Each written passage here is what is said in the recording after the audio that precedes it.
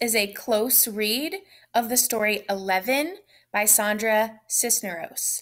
I am going to read the story out loud, and I would like you to follow along if you are listening to this video so that we can get the best understanding out of this story. Here we go.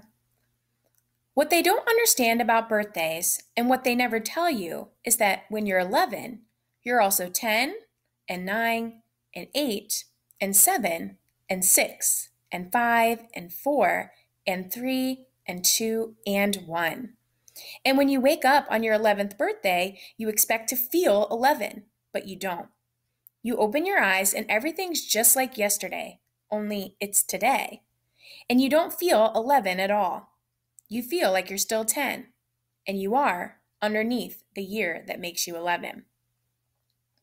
Some days you might say something stupid, and that's the part of you that's still 10. Or maybe some days you might need to sit on your mama's lap because you're scared, and that's the part of you that's 5.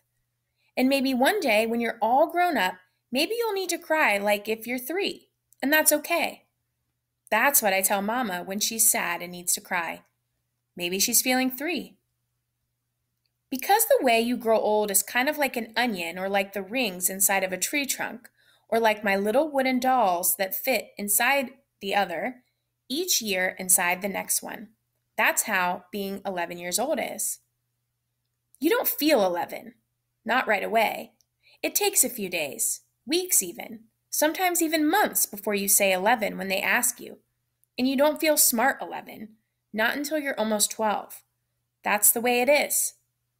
Only today, I wish I didn't have only 11 years rattling inside me like pennies in a tin Band-Aid box. Today, I wish I was 102 instead of 11, because if I was 102, I'd have known what to say when Miss Price put the red sweater on my desk. I would have known how to tell her it wasn't mine, instead of just sitting there with that look on my face and nothing coming out of my mouth. "Whose is this?" Miss Price says, and she holds the red sweater up in the air for all the class to see.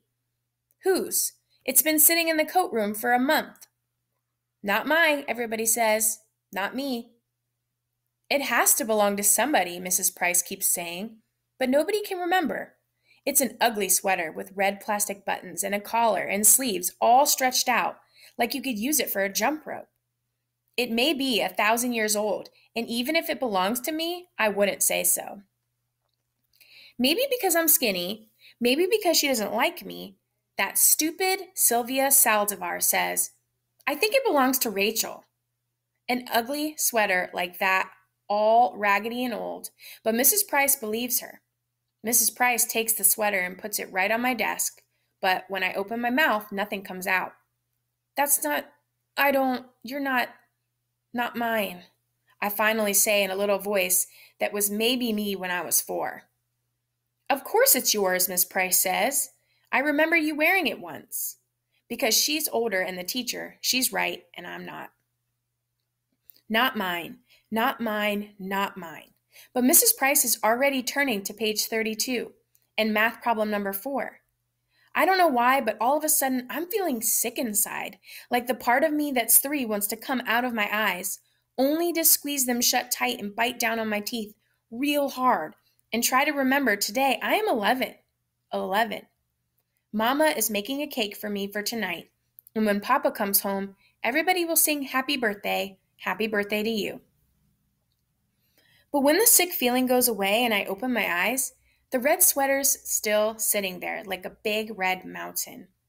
I move the red sweater to the corner of my desk with my ruler. I move my pencil and books and eraser as far from it as possible. I even move my chair a little to the right. Not mine, not mine, not mine. In my head, I'm thinking, how long until lunchtime? How long till I can take the red sweater and throw it over the schoolyard fence, or leave it hanging on a parking meter, or bunch it up into a little ball and toss it in the alley? Except when math period ends, Mrs. Price says loud, and in front of everybody, "Now, Rachel, that's enough," because she sees I've shoved the red sweater to the tippy-tip corner of my desk, and it's hanging all over the edge like a waterfall, but I don't care. "Rachel," Miss Price says, she says it like she's getting mad, You put that sweater on right now and no more nonsense. But it's not now, Miss Price says. This is when I wish I wasn't 11 because all the years inside of me 10, 9, 8, 7, 6, 5, 4, 3, 2, and 1 are pushing at the back of my eyes when I put one arm through one sleeve of the sweater that smells like cottage cheese and then the other arm through the other and stand there with my arms apart like if the sweater hurts me. And it does, all itchy and full of germs that aren't even mine. That's when everything I've been holding in since this morning, since when Miss Price put the sweater on my desk, finally lets go. And all of a sudden, I'm crying in front of everybody. I wish I was invisible, but I'm not. I'm 11 and it's my birthday today, and I'm crying like I'm 3 in front of everybody. I put my head down on my desk and bury my face in this stupid clown sweater arms. My face all hot and spit coming out of my mouth because I can't stop the little animal noises from coming out of me until there aren't any more tears left in my eyes. And it's just my body shaking like when you have the hiccups, and my whole head hurts like when you drink milk too fast. But the worst part is right before the bell rings for lunch. That stupid Phyllis Lopez, who is even dumber than Sylvia Saldivar, says she remembers the red sweater is hers. I take it off right away and give it to her. Only Miss Price pretends like everything's okay. Today, I'm 11. There's a cake Mama's making for tonight. And when Papa comes home from work, we'll eat it. There'll be candles and presents, and everyone will sing happy birthday to you, Rachel. Only it's too late. I'm 11 today.